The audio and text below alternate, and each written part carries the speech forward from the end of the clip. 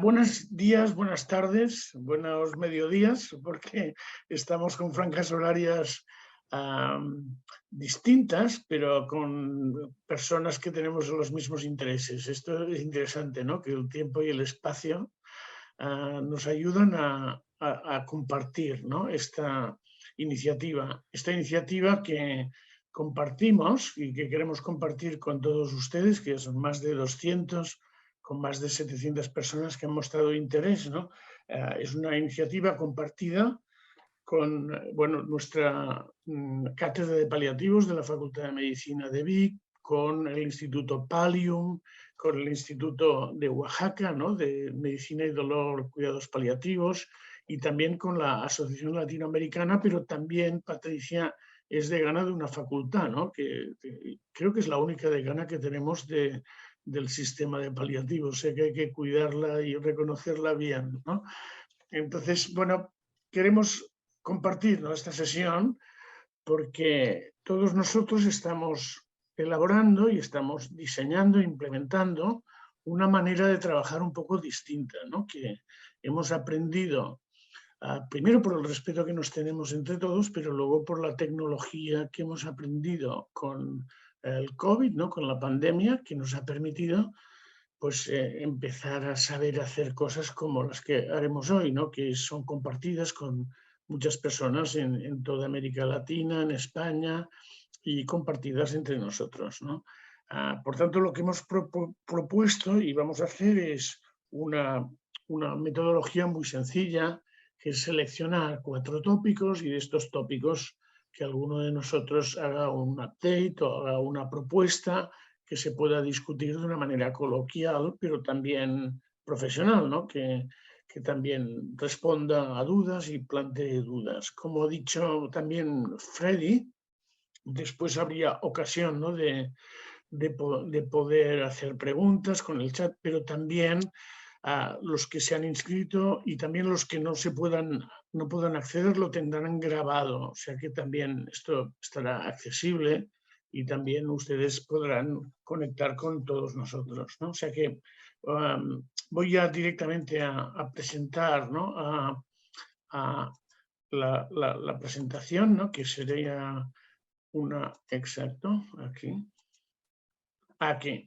Bueno, pues bueno, quería empezar con esta presentación muy breve de esta que llamamos este partenariado de excelencia con un formato para compartir este formato que también presenta todo lo que estamos proponiendo, ¿no? y trabajando, que son maestrías de cada una de las organizaciones, el máster internacional que empieza dentro de un mes y que ya está en una fase muy avanzada de inscripciones, el posgrado, los posgrados de Pallium, el curso intensivo que estamos diseñando también para enfermos crónicos, el taller Nepal, etcétera, ¿no? O sea que estamos diseñando, implementando diferentes opciones para que ustedes tengan como un menú de opciones de formación básica, intermedia, avanzada y específica en atención paliativa que les sirvan, ¿eh?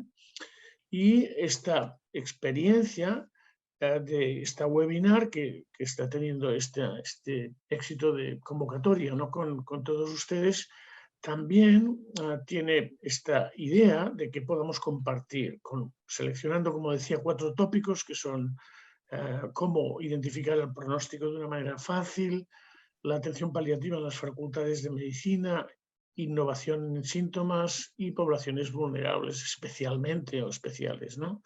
Si os parece bien, empiezo yo con este tópico, que es cómo identificar y aproximar el pronóstico, porque sabíamos que ha habido muchas iniciativas para identificar personas con necesidades paliativas, pero era más complicado lo de establecer el pronóstico. Y esto es lo que quería comentar y que podamos discutir también con las demás personas que lideran esta mesa, ¿no? Que esto son algunos de los miembros de nuestro equipo, que quiero destacar que Pamela es chilena, ¿no? Sé que teníamos ya una persona latinoamericana trabajando con nosotros un par de años.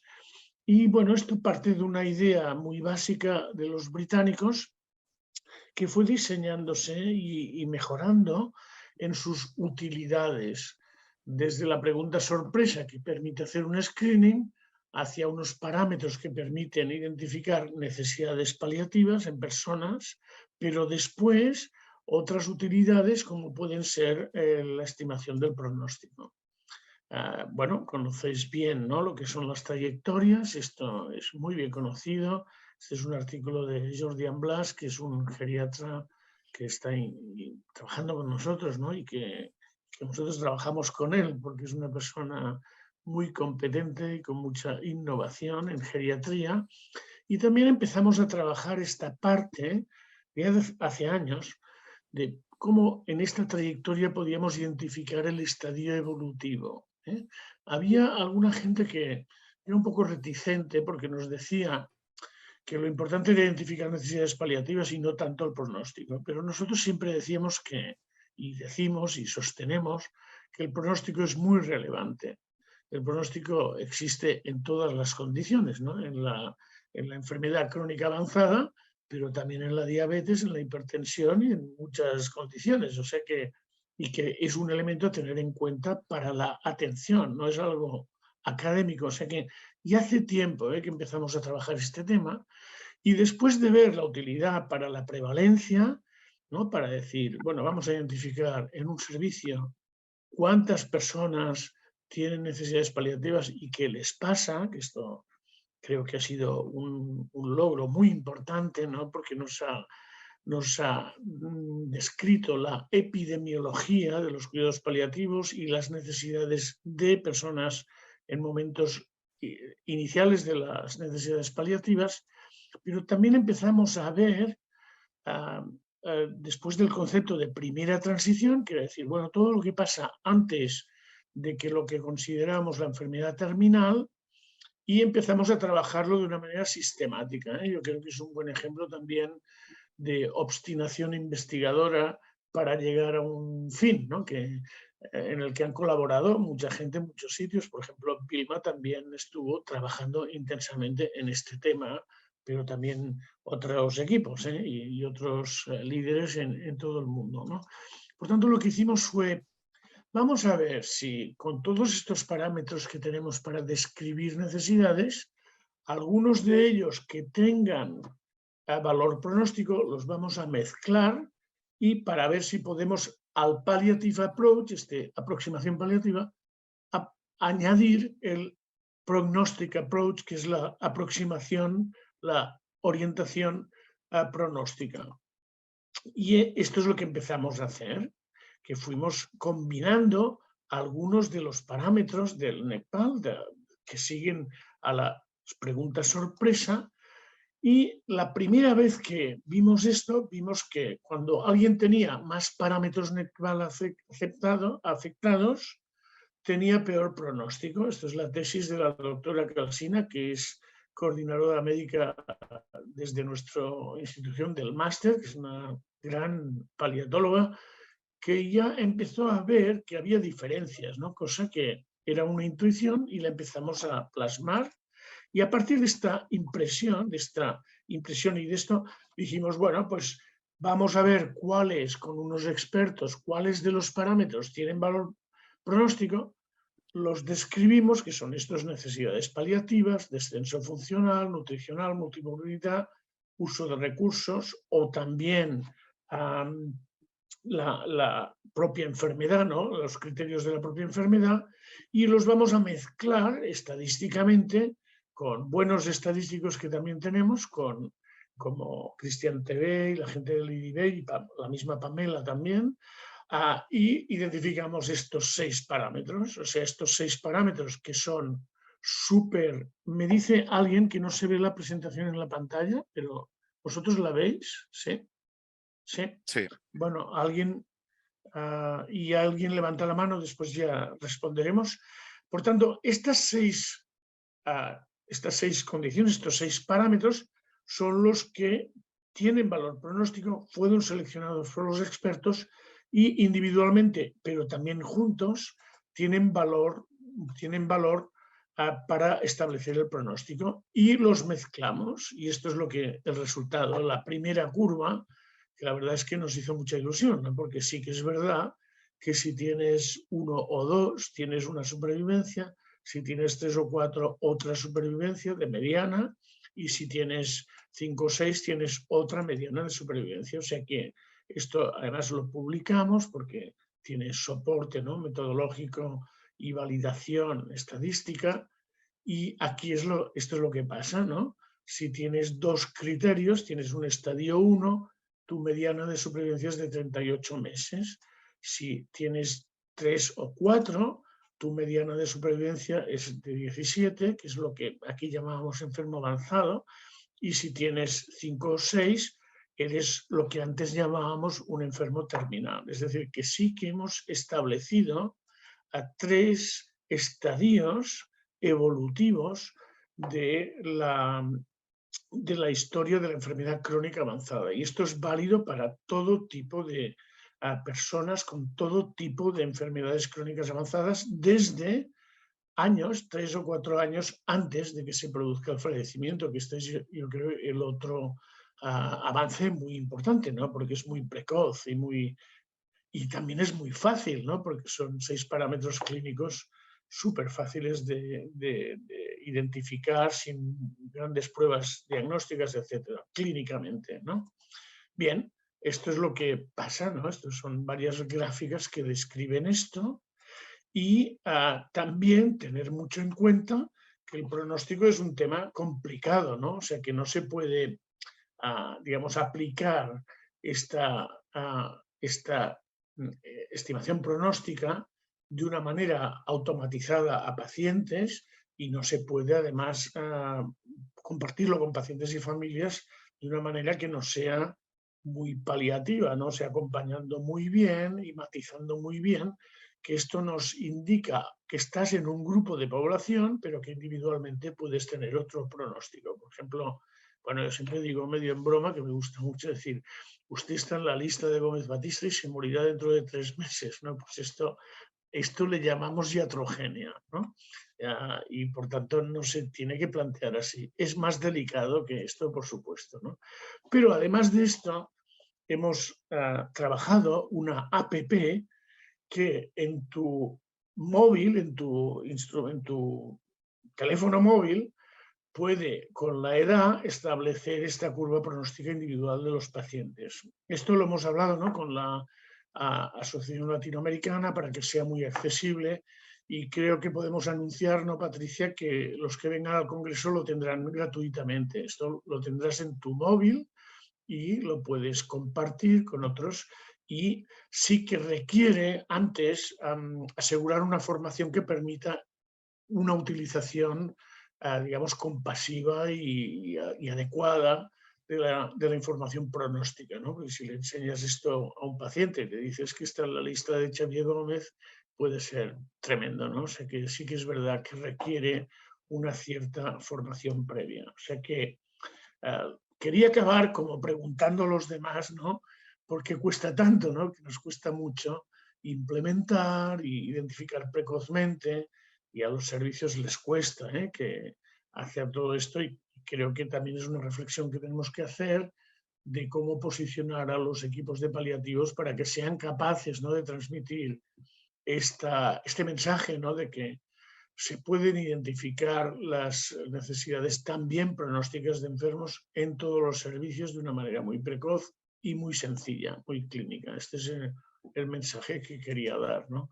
Aparte de esto, tenéis, y al final pondremos en todas las diapositivas de todas estas iniciativas, especialmente el máster, el posgrado, el NECPAL, la atención que viven en centros, el update de control de síntomas, y todas las demás. O sea que con esto quería acabar esta introducción. Si queréis comentar algo, si queréis, esperamos al final y lo podemos comentar. Muchísimas gracias por la atención y creo que he mantenido el tiempo.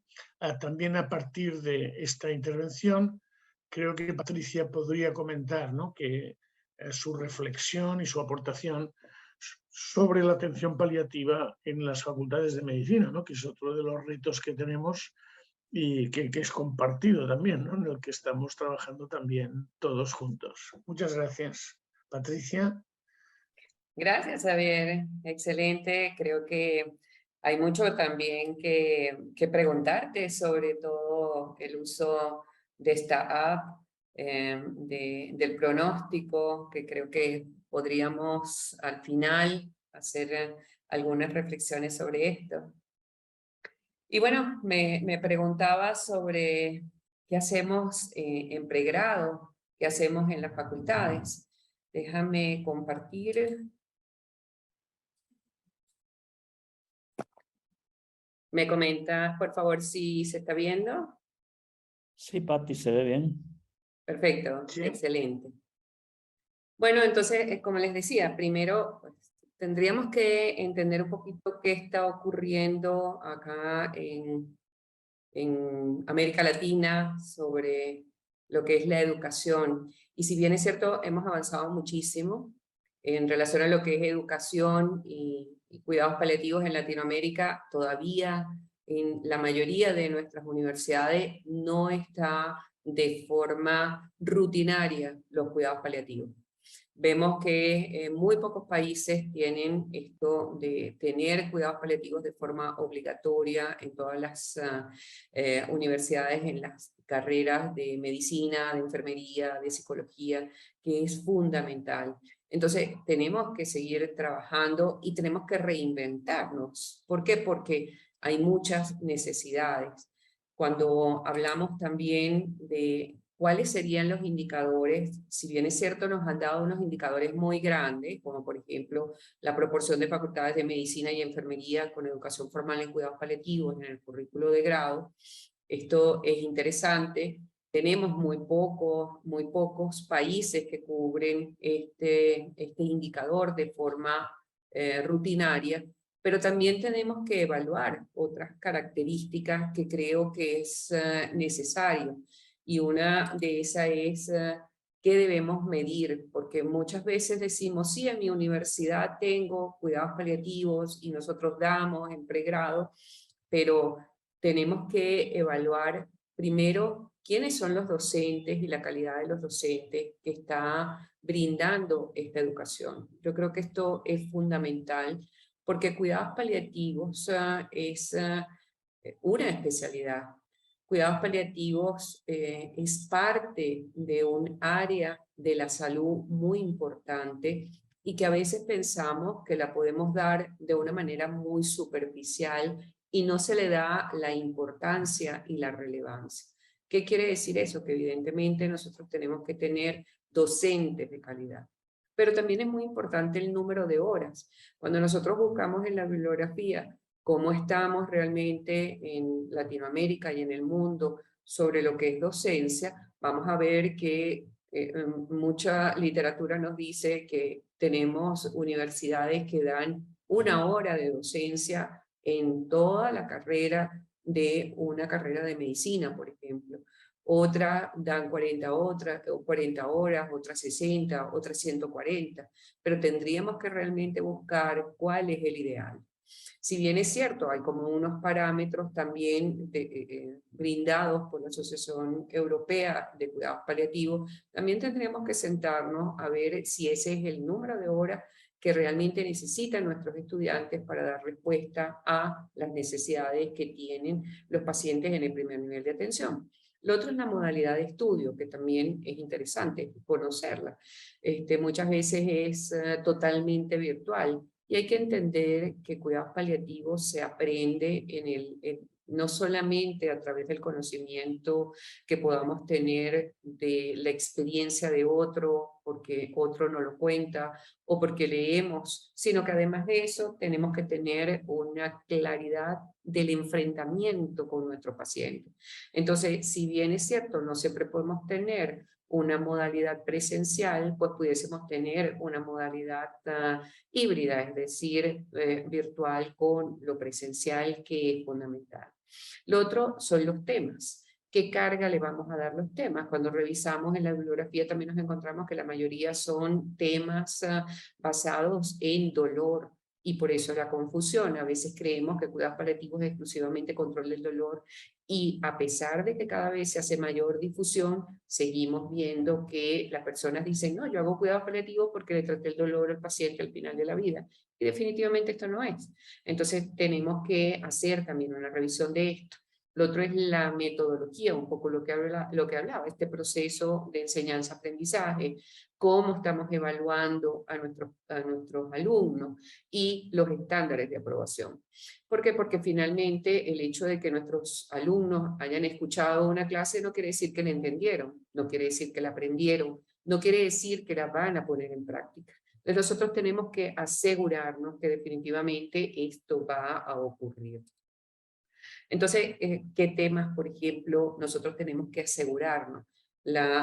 Como les decía, pues la Asociación Europea de Cuidados Paliativos nos da como unos estándares, que lo mínimo para pregrado y en las escuelas de medicina, enfermería, debería existir al menos 55%, al menos 40 horas, y esas 40 horas distribuidas en un 55% entre dolor y control de síntomas, aspectos psicosociales y espirituales un 20%, habilidades de comunicación un 10%, conceptos básicos y cuestiones éticas y legales un 5%, y todo lo que son los principios de trabajo de equipo y autorreflexión un 5%. Sin embargo, lo que vemos, la mayoría está dedicado a lo que es dolor. Nuevamente lo repito, y dejamos muy poco espacio con muy poca calidad a lo que se refiere el resto del control de síntomas, por ejemplo, disnea, delirio, todo lo que son los síntomas importantes, y además muchísimo menos tiempo dedicamos a todo lo que son los aspectos psicosociales y espirituales. Entonces, pues definitivamente tenemos que hacer una revisión. ¿Qué experiencias tenemos nosotros desde la universidad? Cuando yo llegué a la Universidad Técnica Particular de Loja, que es donde trabajo en Ecuador, no existía dentro de la malla curricular lo que es el cuidado paliativo para el programa de medicina. Entonces nos reinventamos y se hizo como una materia optativa. ¿Cuál es la ventaja con la materia optativa? Primero, que logramos hacer un trabajo de equipo, y esa materia optativa se hizo para medicina, para psicología y para farmacia, lo cual entonces hicimos un plan docente donde se pudiesen incorporar y trabajar todos los temas desde la visión de equipo. Y así, pues primero, pues para todos los alumnos fue totalmente novedoso, y por otra parte enseñó a los alumnos lo que significa realmente trabajar en equipo, porque hablamos mucho de que sí es importante trabajar en equipo, pero cuando vamos a la realidad, cada quien trabaja de forma individual. Entonces esto hay que fomentarlo desde la academia. En el transcurso del tiempo, pues se hizo una reforma curricular. En la reforma curricular se introdujo lo que fue cuidados paliativos. Lamentablemente el número de horas no nos permitió a lo que queríamos. Nosotros en el anterior programa teníamos 144 horas dedicadas para un semestre, alumnos de séptimo semestre de las carreras de medicina, de farmacia y de psicología. En este momento estamos para séptimo semestre, para medicina, pero lo compartimos con anestesiología. Entonces realmente nos quedan solamente 40 horas, que es lo mínimo indispensable para un alumno que está en pregrado. Y cuando hablamos de enfermería, enfermería sí tiene todo un semestre dedicado, tenemos 144 horas con horas de presencialidad, y esto pues nos ayuda muchísimo. Pero obviamente dentro de lo que es la educación, nosotros tenemos que ver cómo hacer esos métodos docentes para que nuestros alumnos realmente tengan un impacto y puedan entender la importancia. ¿Y qué es lo que estamos haciendo? Clases invertidas, lectura obligatoria, por supuesto, casos clínicos, juegos de roles. Utilizamos mucho los videos y las películas, y hay algo que es nuestra gran herramienta. Primero, apoyarnos en invitados internacionales. Generalmente hacemos clases virtuales y algunas veces presenciales con invitados internacionales, y lo otro es la simulación clínica. Y dentro de la simulación clínica nosotros estamos utilizando pacientes estandarizados. Tenemos una escuela de arte y con esa escuela de arte hicimos un convenio de vinculación, de manera que los estudiantes de arte les damos un guión de lo que es un paciente. Por ejemplo, este escenario que le estamos poniendo acá es la comunicación de malas noticias, el cual estaba el paciente y el familiar, y el alumno tenía que enfrentarse a darle diferentes situaciones de comunicación de malas noticias, lo cual fue espectacular. Entonces creo que esto es una de las formas que podemos hacer dentro de lo que es la docencia en pregrado. Y obviamente lo importante es medirlo. ¿Y cómo lo medimos? Bueno, primero a través de lo que es el conocimiento, cuánto saben a través de lo que son pruebas de evaluación, pero también otros resultados, como por ejemplo lo que es la investigación. Para nosotros es fundamental la investigación. Vemos que después de que tenemos 3 años dando clases de cuidados paliativos, hemos tenido 15 tesis de pregrado, 7 tesis de posgrado, 2 tesis de maestría, hemos hecho póster, hemos presentado póster en diferentes congresos, tenemos 2 artículos en libros, y todo esto lo estoy diciendo con estudiantes de pregrado, que o sea, no es el hecho de que los docentes lo realicemos, sino que es que desde el estudiante sale la iniciativa. Ven acá, por ejemplo, a mano derecha, les estoy colocando 3 artículos en revistas que son de alto impacto, y estos son temas desarrollados por estudiantes. Hicimos todo el acompañamiento y fueron tan excelentes que definitivamente logramos publicarlos en revistas de alto impacto. En este momento tenemos 3 artículos más que esperamos que nos lo aprueben, también con alumnos.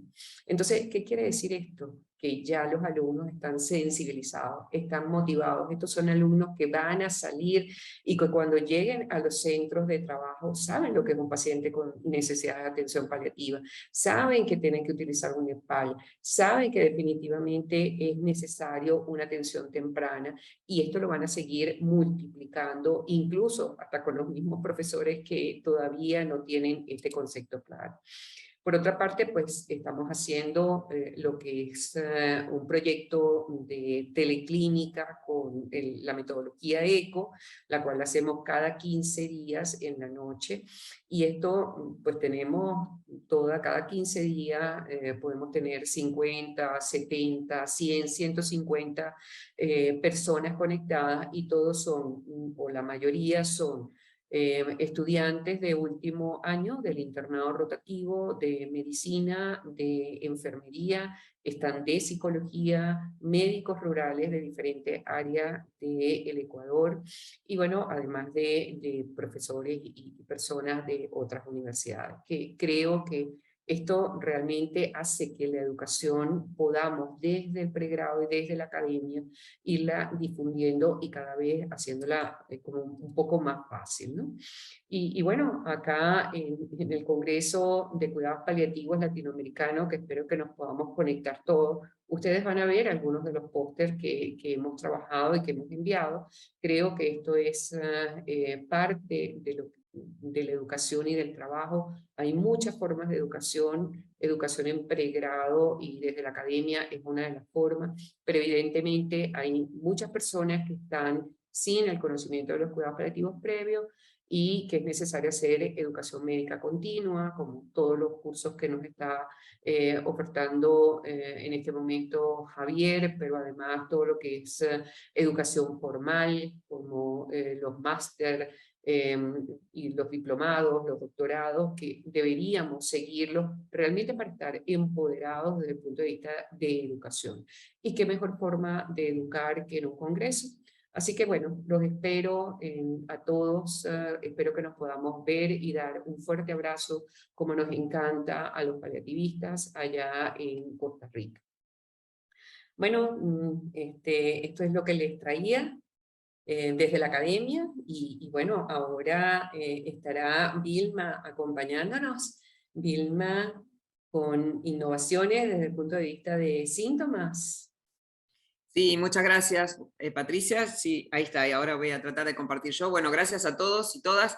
La verdad que un gusto ver toda la actividad ahí, más de 300 personas conectadas y de muchos países de Latinoamérica, de España también, colegas, de conocidos y otros por conocer, que me parece buenísimo realmente el entusiasmo que hay por esta conexión.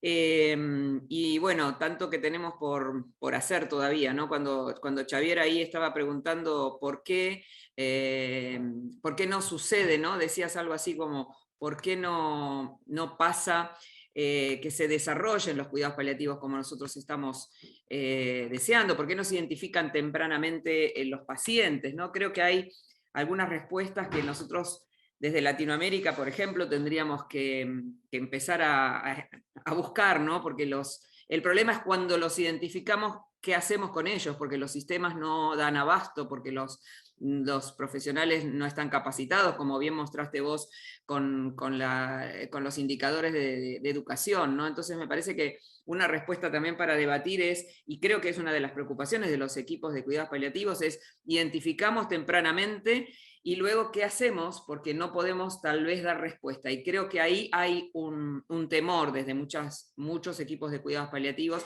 de no poder dar respuesta. Al sufrimiento, por supuesto, y a todo lo que implica esas necesidades. Yo voy a hablar modestamente de algo de innovación en control de síntomas, porque justamente una de las cosas que tenemos que hacer cuando identificamos pacientes es asistirlos, ¿no? Y obviamente los sistemas de gestión para poder dar esa respuesta. Algo que yo quiero, voy a ver si puedo avanzar con la presentación, porque no me avanza. Ahí vamos. Tomar, siempre hay que ir a buscar de los que saben mucho, como el doctor Bruera, que ustedes ya conocen esto, pero me parece que es esencial cuando hablamos de síntomas tener esta pequeña guía Bruera de bolsillo, porque bueno, es lo que es urgente y lo que es importante, ¿no es cierto? Y por supuesto siempre hay cosas en rojo que hay que atender, y hay otras que no están en rojo, pero que son importantes para ir a evaluar correctamente, para ver evolutivamente, que tienen que ver, por supuesto, con nuestro trabajo interdisciplinario. Yo para esta muy breve presentación dije, ¿por dónde empezamos? Y bueno, y pensé, bueno, vamos a empezar por lo urgente, porque vamos a vamos a identificar pacientes con necesidades paliativas en forma urgente, que no están atendidos por nuestros sistemas. Por lo menos desde el lado de Latinoamérica vemos eso todo el tiempo, derivaciones muy tardías, y creo que tenemos que hacer las dos cosas a la vez, ¿no? Identificar tempranamente los pacientes y dar respuesta a aquellos que están con necesidades urgentes. Y pensé, bueno, empecemos por lo primero, ¿no? Por lo menos elijamos 2 o 3 síntomas para ver qué hay de nuevo con eso, qué podemos hacer, por ejemplo, con el dolor, con la disnea, con las secreciones respiratorias en la situación de últimos días, digamos, como pensando a ver qué hay de nuevo, buscando actualizarnos, ¿no? Porque también creo que a veces nos quedamos con algo que hemos aprendido, los que hemos tenido las capacitaciones y las actualizaciones, pero después tal vez no lo actualizamos lo suficiente. Entonces me parece una cosa importante para destacar, y sobre todo desde el lado de Latinoamérica, es que la morfina puede seguir siendo el primer fármaco de elección. Y esto hay que seguir diciéndolo porque hay mucha innovación a veces en la industria farmacéutica, pero según la OMS y la Sociedad Europea de Oncología Médica, para el manejo por lo menos del dolor por cáncer, se puede utilizar cualquier opioide para el alivio del dolor, pero sigue siendo la morfina un fármaco de primera elección. Y esto es muy importante para que lo tengamos en cuenta en nuestros países, que todavía en algunos no tienen accesibilidad ni siquiera la morfina a veces, pero bueno, dentro de lo que tenemos está bastante disponible, y hay que tener en cuenta también, por supuesto, los problemas y los desafíos que están existiendo en el mundo con el uso no médico o el mal uso y el abuso del tema de los opioides. Esto no nos ha llegado a Latinoamérica como un problema general, al contrario, lo que más nos ha llegado es la falta de accesibilidad, pero igual tenemos que empezar a incorporar esto como aprendiendo de otros lugares donde por a veces temas de comercialización de la industria farmacéutica, podemos llegar a caer en alguno de estos problemas de mal uso de los opioides, y en ese caso tenemos que también nosotros estar alertas y prepararnos, identificar los riesgos que esto tiene para con nuestros pacientes. Y eso es, me parece una de las cosas fundamentales, pero no quería dejar de decir esto, que sigue siendo la morfina el fármaco de elección, que lo tengamos en cuenta porque eso es lo que tenemos que garantizar a nuestros pacientes. El conocimiento farmacogenético de los efectos de los opioides es todavía limitado, se siguen aprendiendo muchísimas cosas, esto es absolutamente vigente. La selección de los opioides debe basarse en la evaluación clínica, y por eso es tan importante las competencias, ¿no?, de los médicos, de los enfermeros, cómo profundizar en esa evaluación clínica con herramientas adecuadas para evaluar los pacientes, el dolor de los pacientes. Esto no es innovación, es lo mismo de siempre. En tal caso la innovación es seguir diciéndolo porque sigue faltando, ¿no? Y que cada analgésico opioide tiene particularidades farmacocinéticas y farmacodinámicas que tenemos que conocer. Se han desarrollado nuevas vías de administración, por ejemplo, de algunos opioides fuertes como el fentanilo, la buprenorfina, pero sigue habiendo dificultades para la titulación, para los problemas de muchos de estos pacientes, y sigue siendo importante discutir la relevancia clínica de estas nuevas formas de presentación. Y con respecto a los tratamientos prolongados, hay que incluir estos problemas, además de los problemas de los efectos secundarios clásicos, estos problemas de la dependencia física, la tolerancia y la hiperalgesia, el problema del mal uso de los opioides. Insisto, lo tenemos que empezar a aprender porque teníamos un poco desdibujado aquello de que, bueno, nuestros pacientes no van a tener problemas de mal uso de opioides, y sin embargo tenemos que también incluir esto para aprender de cuáles eran los problemas que tienen en el primer mundo, por decir así. Por supuesto que conocemos también que existen nuevos opioides, ¿no? Por ejemplo, y son carísimos, por cierto, pero por ejemplo el tema del sufentanil, ¿no? Es una versión sublingual, miren, bastante peligroso en ese sentido, sublingual, muy rápido, ¿no?, de un analgésico intravenoso que es hasta 10 veces más potente que el fentanilo y es muy adictivo. Y acá quiero mostrarles aquí este recortecito que hice, saqué de un artículo, el costo que tienen estos fármacos, en donde de un año a otro, en un periodo de 2021 de 9 meses, superó amplísimamente las ganancias por este nuevo fármaco Zubia, que es el sufentanilo, de $218.000 a $1 millón y pico en menos de un año de comparación. Digo para que tengamos en cuenta la enorme industria que hay atrás de esto, pero que son fármacos aprobados, que en algunos casos, por supuesto, tienen una clara indicación, pero que tenemos que tener en cuenta porque nosotros tenemos que ir a lo que es seguro, a lo que es barato y a lo que está disponible, como la morfina oral. Otra cosa que les digo que estuve revisando es el tema de la disnea. Es un tema obviamente de gran importancia, muy frecuente, muy prevalente, por eso lo puse como los urgentes en rojo, y me gustó traerles este modelo, que es un modelo en donde obviamente, bueno, perdón, está en inglés, pero lo entendemos, en donde esto de respirando, pensando y funcionando en el sentido de funcionalidad está en un íntimo equilibrio, digamos, o desequilibrio, según como lo veamos, para poder atender. Y esto habla de justamente la cualidad multidimensional y subjetiva de la disnea, que lo sabemos, pero a veces nos quedamos con unas simples mediciones o una simple evaluación que no contempla todos estos aspectos tan multidimensionales. Y en ese sentido, creo que nosotros todos tenemos que seguir capacitándonos porque aparecen cosas nuevas,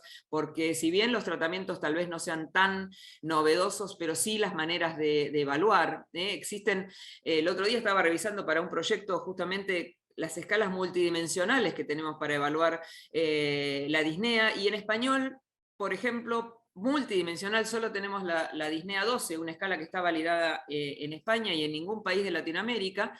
Y por ejemplo el Multidimensional Dyspnea Profile no está validado en español, o sea que tenemos tarea por hacer ahí.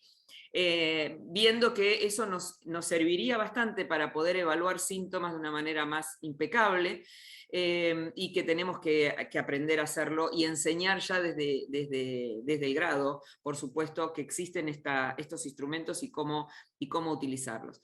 Los opioides son los fármacos de elección con buena evidencia, tenemos que seguir predicando esto, no solo para nuestros especialistas en cuidados paliativos, nuestros equipos, sino también para los otros especialistas, neumonólogos, cardiólogos, en fin, donde ellos todavía tienen resistencia a utilizar los opioides, y saber que las benzodiazepinas solo se deben utilizar en combinación con los opioides, ya que la evidencia es limitada, y también saber que el oxígeno solo debe prescribirse a los pacientes hipóxicos. No es nada nuevo lo que estoy diciendo, tal vez es nuevo volver a repetir que esto sigue siendo igual, que en esto no hay novedad, pero sí que tenemos que seguir insistiendo en este tipo de conceptos básicos para nuestros alumnos, por supuesto, en grado y en posgrado, y los colegas, como dije.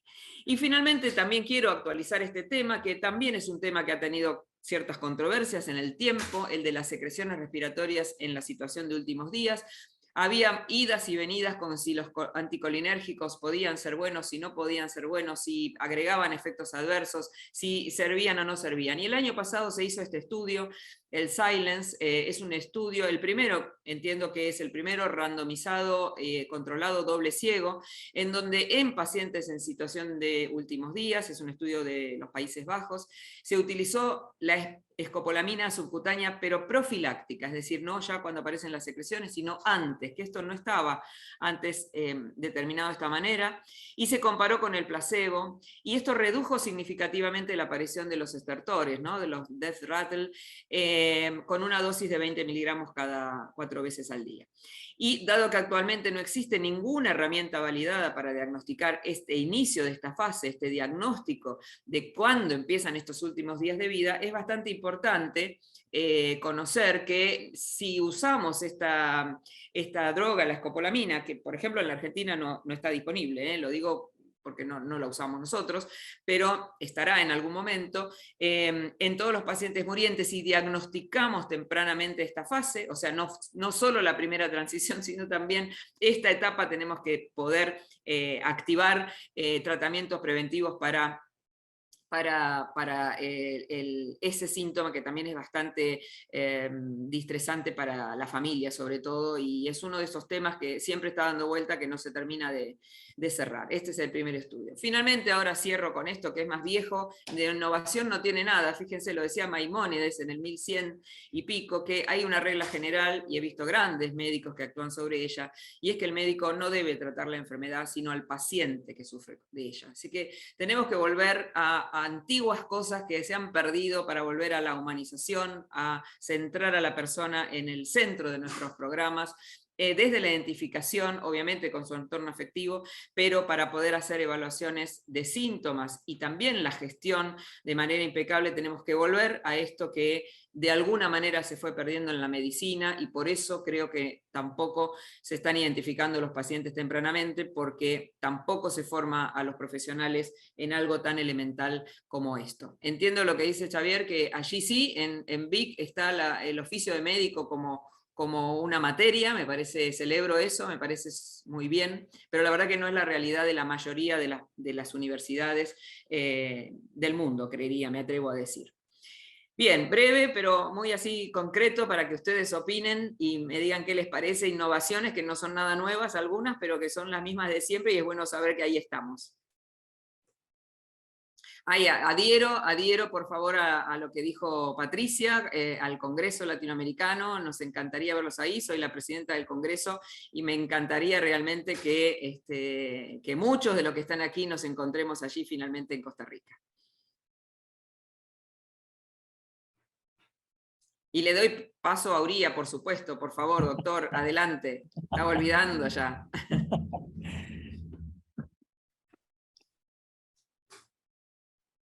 No, pues muchas gracias. Gracias a Vilma y a Patti y a Javier por esta oportunidad. La verdad que me siento muy complacido, muy contento de estar participando en este seminario web. que nos da la oportunidad de reencontrarnos con muchos compañeros y amigos de diferentes países y de diferentes estados. Yo habito en un estado del sur de México, porque Javier cuando nos presenta nos dice de Oaxaca y de repente algunos de ustedes dirán, ¿y eso dónde está?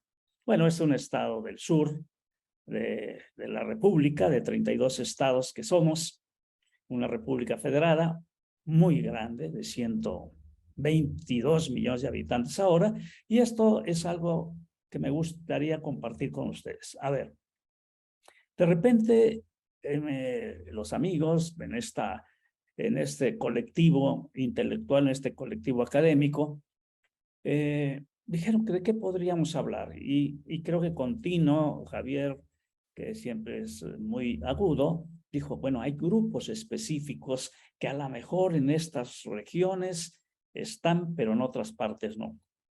Entonces, pues yo estoy muy contento porque desde el enfoque de un máster internacional es un gran desafío porque nos invita y nos plantea enfrente la necesidad de ya no solamente pensar en nuestra región, en nuestro país o inclusive en el continente, sino estamos hablando ya de diferentes realidades que en la planeación, la ejecución de la nueva perspectiva que se quiere brindar, pues obviamente estamos obligados. Y aquí pongo una serie de fotografías reales de tal vez estos grupos específicos que hasta ahora no se les han brindado alguna alternativa paliativa.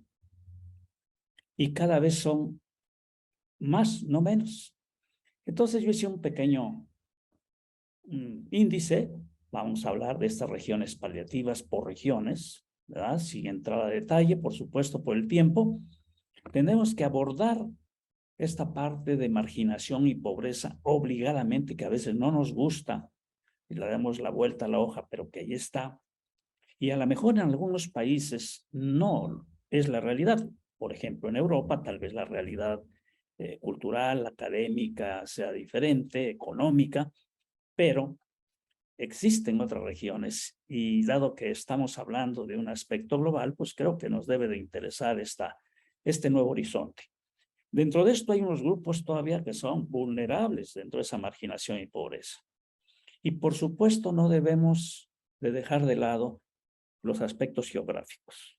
Hoy día la geografía sigue siendo una realidad, sobre todo en algunas regiones.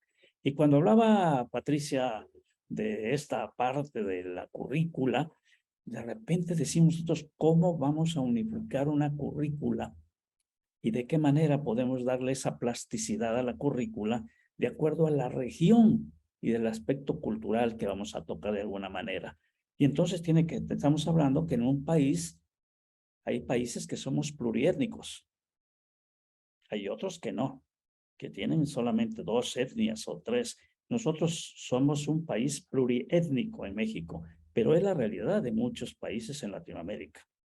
Entonces, de repente, en un máster internacional tenemos que ir enfocándonos también desde esa multiculturalidad. Entonces, creo que esta fue cuando Javier dijo al principio, y fue muy sabio, de decir, ¿por qué no hemos avanzado más? ¿Por qué no se ha hecho?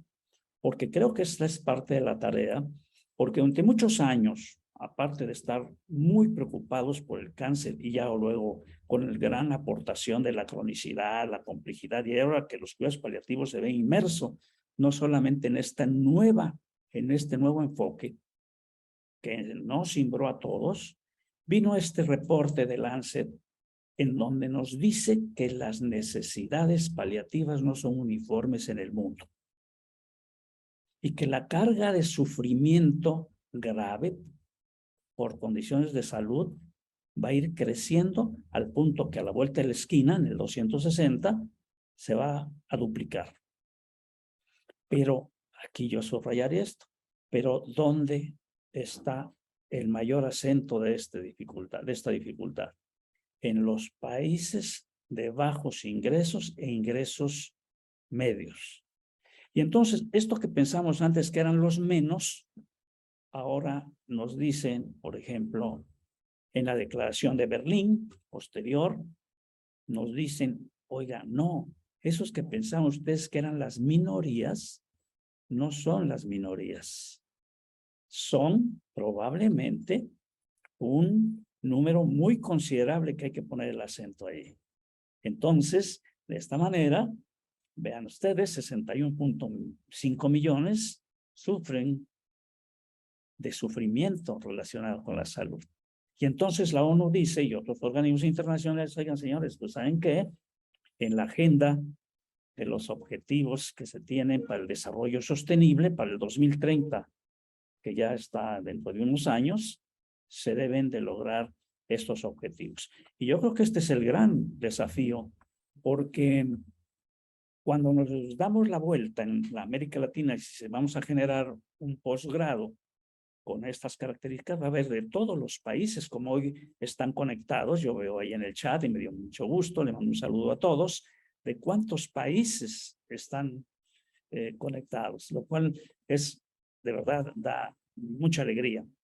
Sin embargo, esto también nos preocupa porque el enfoque que tenemos que dar entre las condiciones de marginación, vulnerabilidad y pobreza, y esto, en muchas regiones de América Latina hay poblaciones que hablan lenguas indígenas, pero además que tienen usos y costumbres que no se apegan a los patrones occidentales. Y entonces yo creo que la atención paliativa en el futuro tendrá que ir pensando en esta regionalización y ya no partir de las generalizaciones que antes teníamos. Entonces, yo creo que esto es una prioridad para todos y no solamente para algunas regiones del mundo. Este es un esquema muy rápido, parece un confeti de una fiesta, pero es las regiones del país en México que tienen etnias y que hablan lenguas originarias. Entonces, vean ustedes, en algunas regiones, entre ellas en la que vivimos, y no es gratuito que vivamos por acá y acá hayan emigrado a esta región, porque este desafío es aún mayor. Sin embargo, tendríamos que ver de qué manera vamos a mostrar los cuidados paliativos a estos grupos especiales. ¿Cuáles? No solamente hablemos de los indígenas, en todos los países hay presos, personas que han perdido su libertad por diferentes razones y causas, pero todos ellos requieren atención paliativa como un derecho humano. Y de repente no se están ofreciendo esto en forma general para todos los países. Los desplazados, cada vez vemos más que por las guerras, y recientemente la última guerra que nos unió en esta conflictiva, nos ponen esta tesitura de cuántos, y hablan de millones de desplazados. Entonces, ¿qué pasa con la atención paliativa de estos grupos? Los refugiados y los migrantes. Ahora cada vez hay más migrantes para todos lados. La movilidad en el mundo se volvió una necesidad prácticamente. Y hace poco, este libro que publicamos con el doctor José Antonio Córdoba nos dio una pauta, fíjense ustedes. Esta es la escala analgésica que todos conocen, pero traducida a 3 lenguas originarias. Al castellano, que ustedes conocen, al tzotzil, que se habla en el sureste mexicano, y el zapoteco, una lengua mayoritaria. Pero creo yo que si alguien tiene que ver esta instrucción para técnicos en salud o enfermeras o personal de primer contacto, sería importantísimo que se dijera y se mostrara en la lengua originaria. Y esto lo publicamos en este libro muy pequeñito recientemente y nos encantaría porque tradujimos a las 3 lenguas los síntomas más generales, el dolor, algunas cosas de otros síntomas, los más frecuentes, para que llegara el acceso a las personas que trabajan en estas zonas. Entonces, otra gran preocupación, pues obviamente son los niños. Creo que ahora los cuidados paliativos pediátricos, la atención paliativa en los niños, ya tampoco se volvió un grupo vulnerable por ahí raro, no, ahora ya se ha ido incorporando. Y vean ustedes, en nuestro país, concretamente en México, tiene 40 millones de menores de 18 años. y menos del 1% recibe esta atención. Por lo tanto, en la planeación de los cuidados paliativos futuros de un máster internacional, yo creo que sin duda debe de haber como un enfoque primario. Esta es una fotografía que a mí me impresionó y siempre me ha gustado ponerla porque dice mucho sin palabras. Una persona de edad avanzada, de una etnia X, que nos marca los nuevos horizontes que creemos nosotros que debemos de ir tomando en cuenta. Una nueva perspectiva en la planeación. No solamente el academismo tradicional, que todos creo que estamos muy complacidos de los grandes avances científicos. Pero fíjense que el bienestar tiene que ser un marco para todas las poblaciones, incluyendo a las comunidades. Y cuando hablo comunidad no solamente rurales, sino las comunidades urbanas. Las propias comunidades urbanas tienen un marco que se requiere atender en la planeación de los cuidados paliativos. Yo creo que la pluralidad tiene que ir animándonos nuevamente estos valores que tienen que marcar el desarrollo futuro de los cuidados paliativos. Tenemos que reconocer esa diversidad, esa diferencia que hay entre individuos, y esto es prioritario para poder seguir avanzando y lograr esto que Javier preguntaba al principio. Y creo que apartarnos de los dogmas paliativos, porque existen, ¿eh? Hay dogmas todavía que hay que manejar las cosas así. Y ya vimos que en la práctica no nos funcionan. Tenemos que ser más abiertos para alejarnos de estos, no ser dogmáticos y estar abiertos a otras propuestas, inclusive no demostradas científicamente, que no tienen evidencia por lo pronto, pero que son importantísimos, sobre todo en la multidimensionalidad. Y fíjense ustedes, está yo muy atento en esta descripción que hacía Patricia en relación a las cargas de los porcentajes que se le dedican a la atención paliativa en la parte escolar. Pero creo que se le sigue apostando al control físico de los síntomas. Y la persona humana, pues obviamente ya sabemos que tiene la parte, por supuesto, física, que nos importa mucho, la parte psicoafectiva, la parte social, que creo que tenemos que atender, y la parte espiritual, que no es menos importante, sobre todo en las personas que tienen enfermedades crónicas o que están al final de la vida. Entonces, a mí me parece, para ir terminando, que esta ideología que este webinar internacional hoy propone es que el morir bien es cosa de todos, no es cosa únicamente de los médicos. Y desde el Instituto de Medicina Dolor y Cuidados Paliativos, que es una asociación civil que ahora presido, aparte está en la universidad con nuestra maestría de cuidados paliativos, hemos dado esa parte que la sociedad tiene que participar responsablemente y que en cualquier país, sea de ingresos altos, medios o bajos, que son los países en los que habitamos, la responsabilidad de morir bien no debe recaer únicamente en los gobernantes, en los trabajadores sanitarios, en los universitarios, en los académicos o en las comunidades. Se requiere que nos asociemos todos para involucrar este poder que podemos tener todos y esta responsabilidad en la toma de decisiones compartidas. Esto es un diseño que deben tener en el futuro los programas de cuidados paliativos.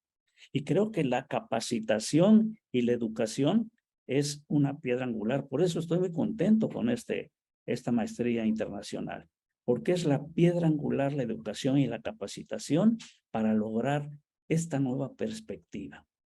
Desde el enfoque de la atención primaria a la salud y los nuevos paradigmas que aquí se han dicho. Entonces, tenemos que migrar a esos modelos de atención y ver también los sistemas de remuneración para los paliativistas, para los paliatólogos, como decía, porque esto es importantísimo, ¿eh? No está considerado esto en los sistemas de salud de muchos países. Y la formación de gerentes, ya se dijo, se tiene que formar un perfil de un egresado, de un máster internacional que tenga un perfil de alta gerencia, que gestione este cambio dentro de esta perspectiva. Porque con esto termino esta imagen. creo que ha llegado el momento de dejar de señalar el problema y hacer algo al respecto. Y este máster ofrece esa posibilidad, hacer mucho más de lo que ya todos estamos haciendo. Muchas gracias.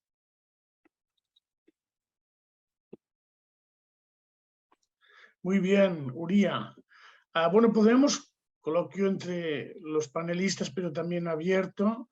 Yo quería, bueno, felicitar a todos, ¿no? Y también la sinceridad de Vilma, ¿no? Que también ha puesto como sentido común, porque a veces estamos pensando en fake news del control de síntomas, ¿no?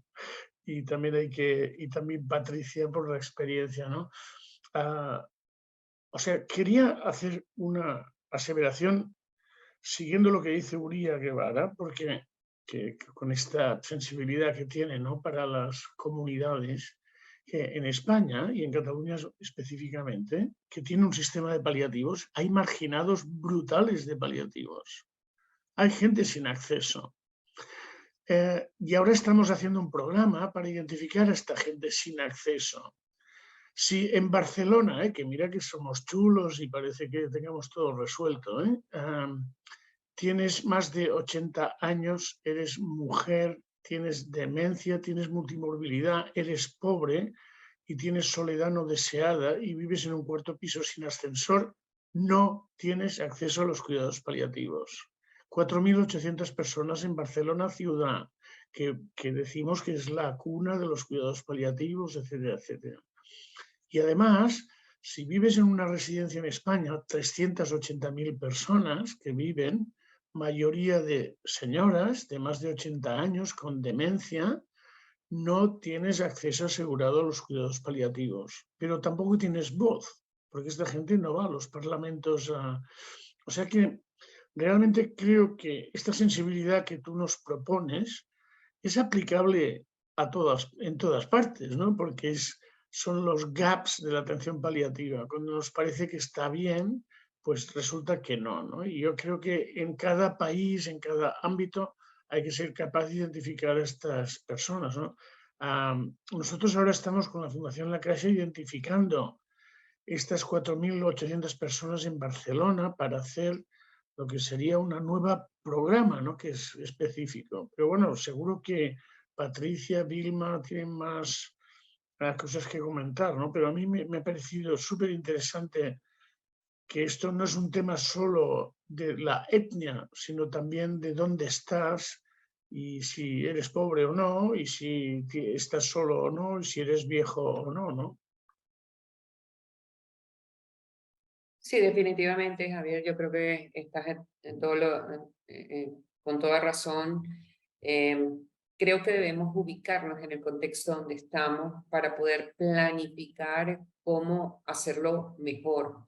No podemos decir que a todos vamos a dar la misma forma de enseñanza, que a todos le vamos a dar el mismo tipo de cuidados paliativos, porque lamentablemente somos y tenemos realidades diferentes, a pesar de que nuestros países se parecen mucho, a pesar de que tenemos muchas pobrezas, de que tenemos muchas etnias, pero la cultura es diferente y eso también tenemos que entenderlo y tenemos que aprender a respetarlo. Para nuestras etnias el sufrimiento significa, es muy diferente el significado que lo que nosotros entendemos por sufrimiento. Entonces hay que acercarnos a ellos para poder entender qué significa la muerte, qué significa el tener o no tener una enfermedad o un síntoma, y poder entonces realmente dar lo que el paciente quiere. A veces nosotros queremos darle lo que nosotros creemos que debemos darle, sin embargo, el paciente es el que nos tiene que decir qué necesita y nosotros poder responder a esas necesidades para realmente decir estamos dando medicina centrada en la persona, en ese ser humano que tiene esas necesidades. Entonces, es eso, identificarlo. Obviamente necesitamos tener los conocimientos claros para después podernos centrar en esas necesidades del paciente. Sí, yo querría agregar, y veo que sostenemos los 300 ahí firmes, o sea, es muy bueno eso, digo, porque realmente hay gente que está motivada y que quiere decir sus cosas y lo dice ahí en el chat, estoy leyendo y la verdad que, bueno, muchas gracias porque, bueno, ese entusiasmo también contagia, ¿no? Le da sentido. Cuando empezamos a trabajar ya hace, no sé cuánto, un año más, con este máster internacional, con combinar cursos, ver las necesidades que había educativas, etcétera, para los distintos intereses, porque digamos, no a todos les va bien un máster, a otros les viene bien un posgrado, algunos quieren una actualización, algo más breve, algo más concreto, y estamos ahí con todas estas opciones, pero pensábamos al principio qué interesante que era poder dar respuesta a todas estas diversidades que implican un partenariado, como le gusta decir Xavier, entre Latinoamérica y España, ¿no? Es un poco, qué difícil, porque ir a aprender algunas cosas europeas y después no poder aplicarlas en Latinoamérica es muy frustrante, y no aprender también lo bueno de cómo han desarrollado tantas cosas que nosotros tendríamos que todavía por hacer, es una lástima si no lo aprendemos, es decir, que tenemos que encontrar ese equilibrio entre cómo traemos lo bueno del mundo más desarrollado, en algún sentido por lo menos, a las necesidades propias latinoamericanas, que ya es una palabra enorme, ¿no? Porque no es lo mismo México que Argentina, que Chile, que Brasil, o Centroamérica. Entonces, digo, qué interesante esto de poder combinar esta diversidad y pensar juntos estrategias de soluciones de gestión, ¿no? Me parece que eso es bastante interesante que se da en esto, en esta unión virtuosa, diría yo, en esta posibilidad de que nuestros alumnos también se capaciten aquí y allá, ¿no? O sea, como lo hemos visto en el máster este año, ¿no? Que se pueden hacer presenciales dentro de Latinoamérica mismo, en algunos equipos, y cada vez más referentes que están en los países un poco aislados a veces, con muchas dificultades para hacer todo, ¿no? Para hacer docencia, para hacer asistencia, hacer educación, y bueno, cómo unirnos nos hace como nodos también interesantes de desarrollo y sobre todo de pensar juntos, ¿no? Como lo estamos haciendo ahora en este momento con toda la sinergia que hay por ahí en el chat también. Así que bueno, muy contenta de eso.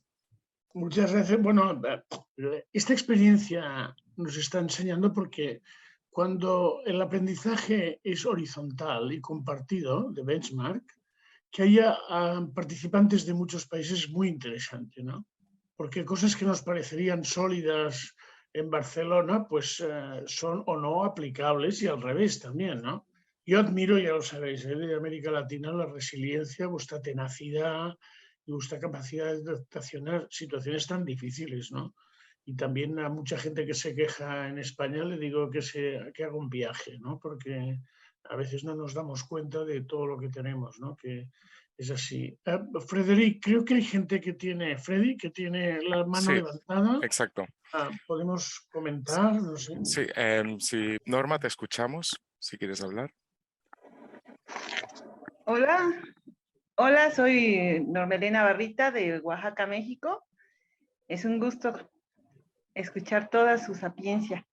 De verdad es un gusto enorme y aprender tanto de ustedes. Y estoy en contacto directo con el doctor Uría.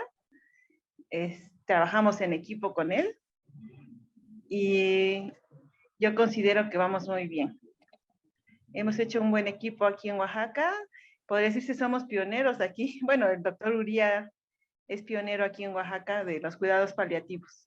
Y me da mucho gusto estar con ustedes. Gracias. Muchas gracias, Norma. Gracias. A ver. Probamos con Daniel. Mira, parece que sí. Hola, buenas tardes. Bueno, depende del uso horario de todos. Les habla el doctor Daniel Serrano, realmente pues muy agradecido por el esfuerzo que han hecho en generar este encuentro. Realmente es digno de mucha admiración cada uno de ustedes. El trabajo que están haciendo se les agradece mucho. En lo personal ha sido todo un proceso el picar piedra para poder pues ejercer los cuidados paliativos, en especial en México. En el 2016 tuve un contacto muy fuerte con ellos en India, haciendo un voluntariado en un hospice en los Himalayas, y ahí fue donde pude conocer un poquito más de los cuidados paliativos de primera mano, y regresar a México en ese año y buscar qué había en México para poder ejercerlos, y me encontraba con que pues únicamente se podían ejercer legalmente si uno tenía la especialidad primero de anestesiología y después un posgrado en cuidados paliativos. Y quienes habíamos egresado como médicos cirujanos, pues estábamos limitados. Y buscando pues en Latinoamérica qué opciones había de estudios, muy de la mano con lo que la doctora Milma nos comenta, pues estaba muy limitado las opciones. Perdón, la doctora Patricia nos comenta, están muy limitadas las opciones. Argentina tenía por ahí unas, y encontré un diplomado en la Ciudad de México por la UNAM, pero no había opciones más allá de subespecialidades, y finalmente se encontró una maestría internacional en cuidados paliativos por la Universidad de Las Palmas de Gran Canaria, dirigida por el doctor Gómez Sancho, y bueno, decido tomar esa maestría y con esas herramientas poder ejercer en México, ¿no? Tanta falta que hace y tantas personas que los requieren, y verme con la incapacidad de poder ejercerlos por ser una maestría propia, y el calvario de poder homologar cédulas profesionales para ejercerlas. Ha sido todo un desarrollo, una batalla grande, desde el acceso a los medicamentos, la autorización para poder ejercerlos. Entonces, el ver que ustedes estén promoviendo esto desde sus centros es muy alentador. No tenía el gusto de conocer al doctor Uría. Realmente, doctor, me alegra enormemente saber que hay personas que están haciendo ese trabajo tan importante con las etnias, y pues nada, no me queda más que felicitarles, y muy contento esperando verles en el Congreso pronto, y poder hablar pues personalmente más a profundidad, y felicitarles a todos los presentes, porque son muchas personas, y eso nos habla de que el interés por los cuidados paliativos va en aumento, y es muy, muy alentador. Muchas felicidades. Seguimos en contacto. Muchas gracias, muchas gracias. Marta Franco, si quieres comentar algo. Muchas gracias, Frederic. Bueno, soy Marta Franco de la Asociación Cuidados Paliativos de Colombia. Felicitaciones, como todos, pues los felicito porque maravilloso este evento. Una calidad de conferencistas pues espectaculares. Muy de acuerdo con lo que decía el doctor Daniel ahora, en Colombia tenemos básicamente más o menos la misma talanquera en el zapato, que es el tema de la educación, con los títulos obtenidos por fuera. Entonces seguimos pues acá también un poco con este tema de las especialidades que tienen que ser dolor y cuidado paliativo. Algunas veces ya hay algunas universidades que han abierto otro tipo de especialidades para otros profesionales, pero siempre la educación en Latinoamérica seguirá siendo pues como la piedra en el zapato, pues al igual que el tema de dispensación de opioides. Encantada con la charla del doctor Uría, de verdad es que maravilloso ese trabajo que se está haciendo. Sí creo que esta parte de investigación, sobre todo en estas realidades que vivimos los países de Latinoamérica, son súper importantes. Justamente en estos días una asociada me contaba también acá en Sierra Nevada de Santa Marta con los indígenas Kogi, el trabajo que está haciendo con ellos. Entonces, que se empiece a hablar de esto, de trabajo ya pues directamente con comunidades indígenas en el tema de paliativos, me parece una cosa maravillosa, que tendríamos que empezar a promocionar todos estos estudios que se hacen, porque pues es parte de nuestra realidad, y que mejor pues que los conozcamos. Muchísimas gracias a todos. Ana María Díaz.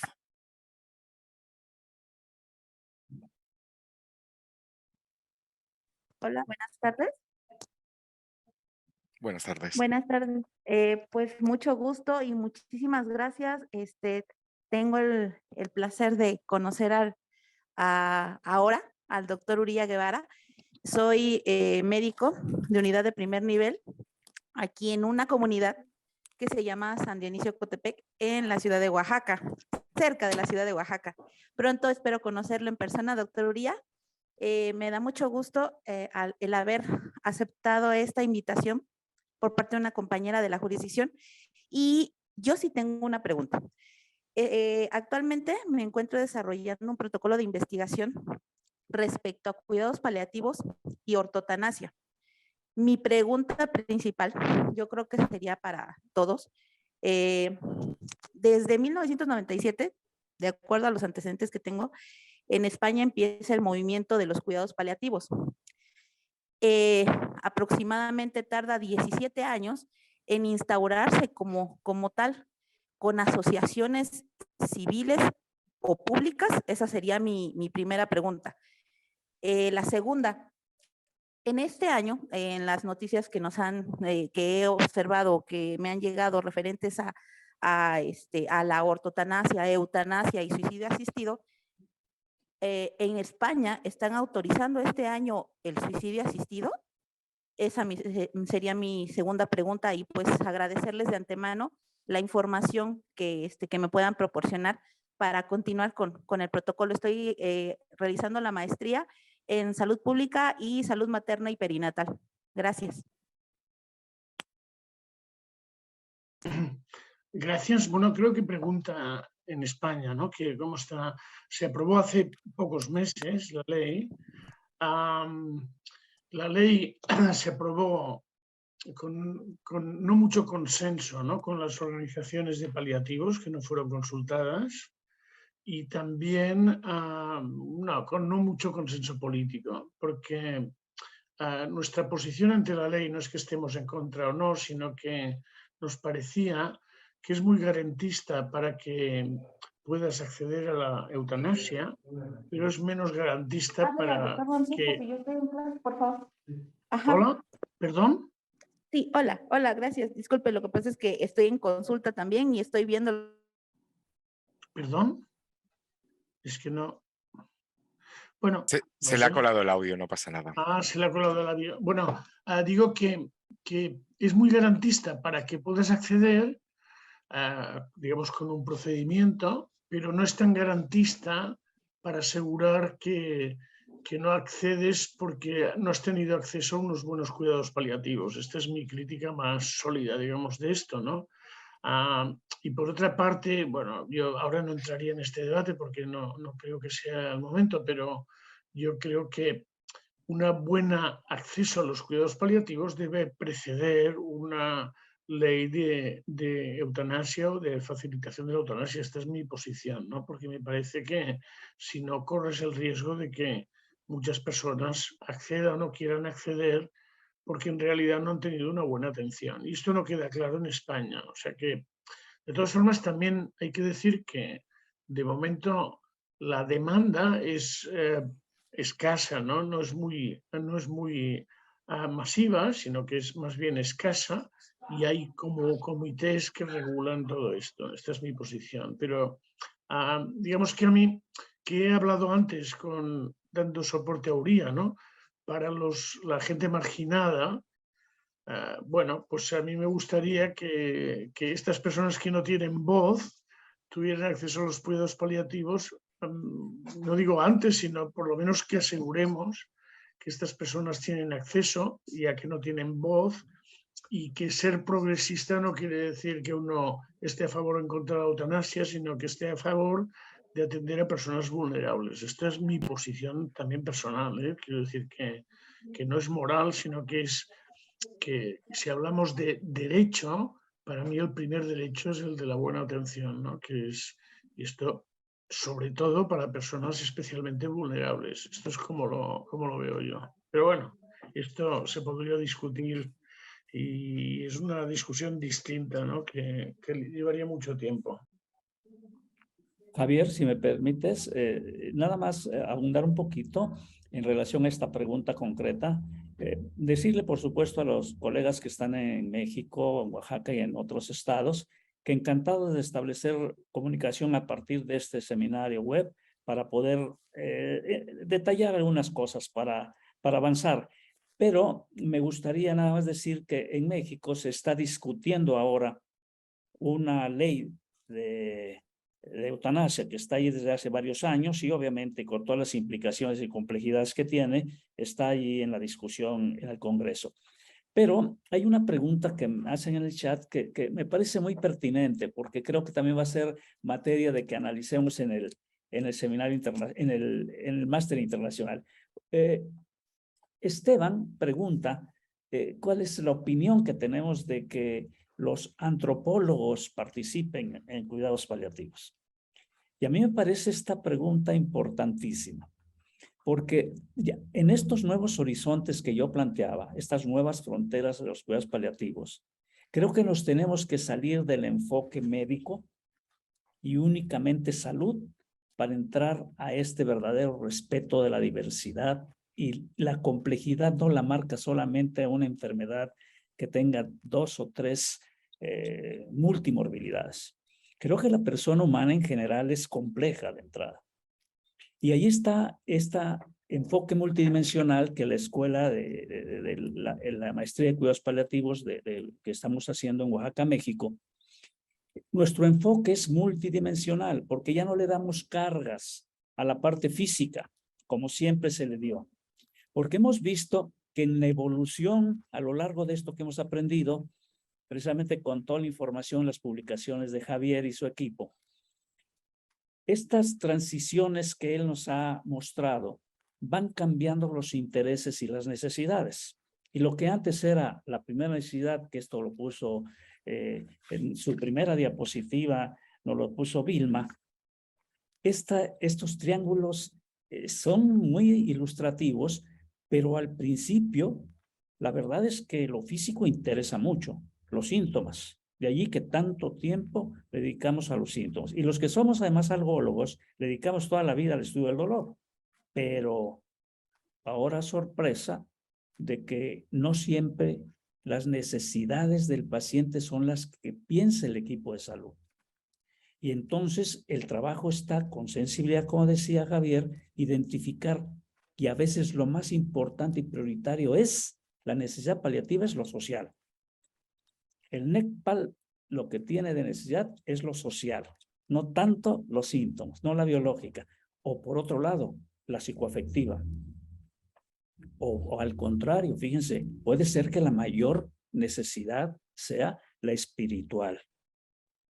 Más allá, desde el punto de vista de tipo, obviamente no religioso, todo lo que implica sin entrar a detalles, ¿verdad? Desde el punto de vista laico.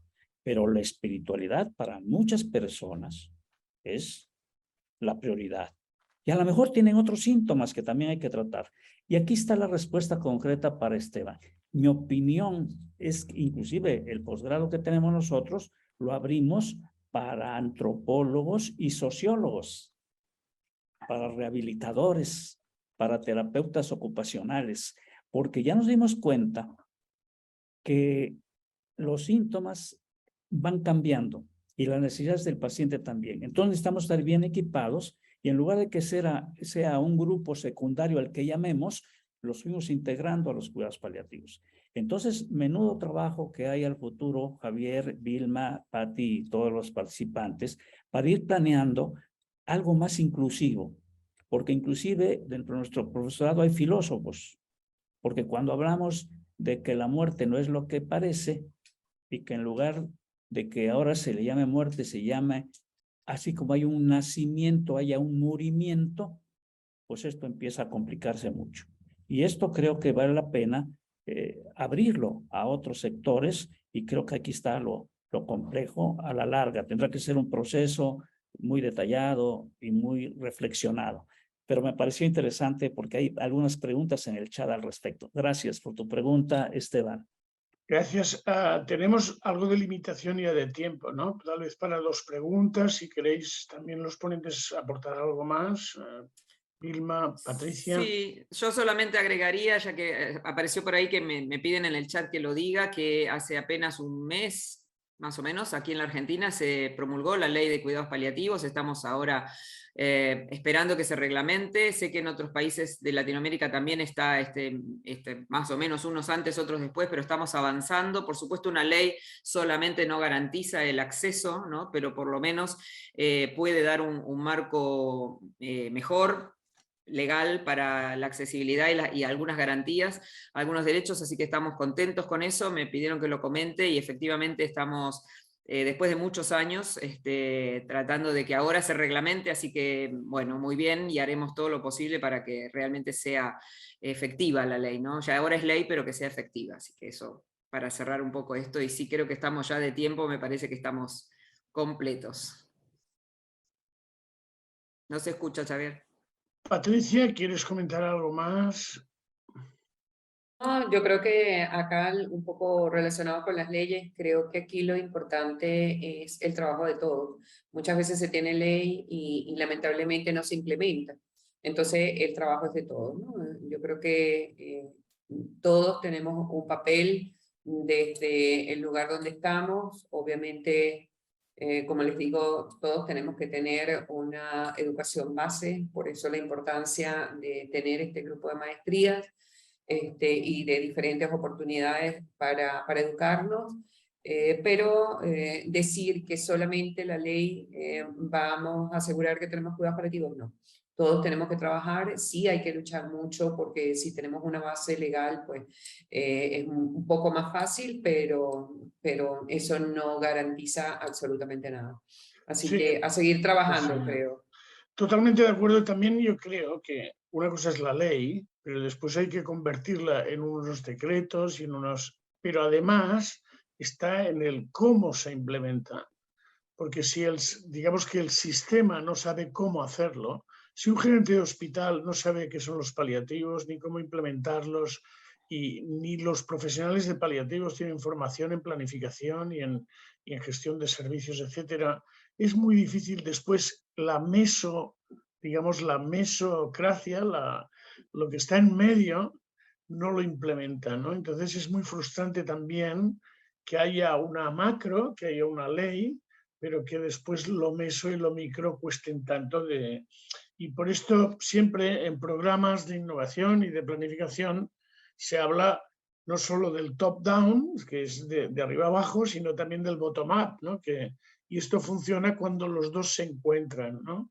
Si los dos no se encuentran, puede ser o muy inútil o muy frustrante, ¿no? Porque una de las partes se queda sin, ¿no? Entonces yo creo que hay mucho trabajo aquí. Hablábamos al principio de picar piedra, y yo creo que esta piedra es una piedra dura, ¿no? De granítica, que es modificar las estructuras. A mí me sorprende que nos cueste tanto, pero también creo que ha avanzado mucho, ¿no? Pero nos queda mucho por recorrer. Yo creo, Frederic, que no tenemos tiempo de más intervenciones. No sé cómo lo ves. Exacto, yo les iba a animar a que tienen el mail en el chat, que si tienen Exacto, cualquier sí. duda se pueden poner en contacto con nosotros y les solucionaremos.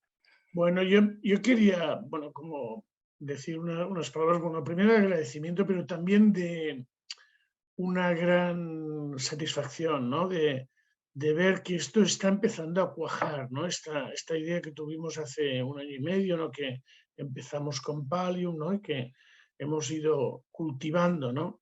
Porque está basada en compartir los valores que creo que se muestran hoy aquí perfectamente, y también respetar, ¿no? Las aportaciones y hacerlo de manera gradual, ¿no? Pero el futuro va por aquí, pero nosotros lo hemos convertido en presente, ¿no? Que ya lo estamos haciendo y con éxito y tal, ¿no? Y o sea que también pensaba que ya nos comprometimos cuando lo hablamos, Patricia, Uría, Vilma, a hacer estas aportaciones de manera regular, ¿no? Los webinars, pues seleccionar una serie de tópicos. He tomado nota, ¿no? Por ejemplo, que estaría muy bien hacer una con gerentes, con planificadores, por ejemplo, y después otras clínicas, ¿eh? Y otras del ámbito psicosocial, es decir, que temas hay muchos y hay mucho conocimiento para compartir, ¿no? O sea que, bueno, estamos encantados de que hayáis participado. Nos hemos portado bastante bien, casi todos. Bien, Sí, quiero agregar el saludo del doctor De Simone, el director de Pallium Latinoamérica, que bueno, está de viaje y no está hoy aquí, pero bueno, el saludo de él de parte, a través mío. Y finalmente agradecer también que detrás de esto que estamos haciendo ahora hay gente que ha estado picando piedra, que son Lena Macau, la Sara Mir, ¿cómo se llama? Vuestra María desde la LCP, ¿no? Que es, y con vosotros. María Mercedes. Exacto, y o sea que realmente, ¿no?, las cosas funcionan cuando hay gente que trabaja potente, y luego la contribución de Freddy que hace que no sea un fracaso absoluto, ¿no?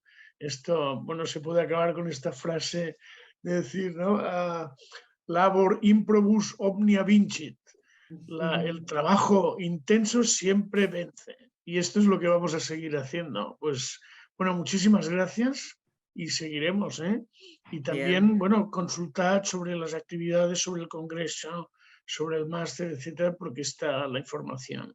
Hasta pronto. Nos vemos en Costa Rica. Gracias. Nos vemos en Nos Costa vemos en Rica. Costa Rica, los Dale. invitamos. Sí, Acuérdense, y les puse antes. Exactamente. Un Nos abrazo estamos a viendo. todos y a todas. Adiós. Gracias a todas. Gracias. Hasta luego. Adiós, gracias.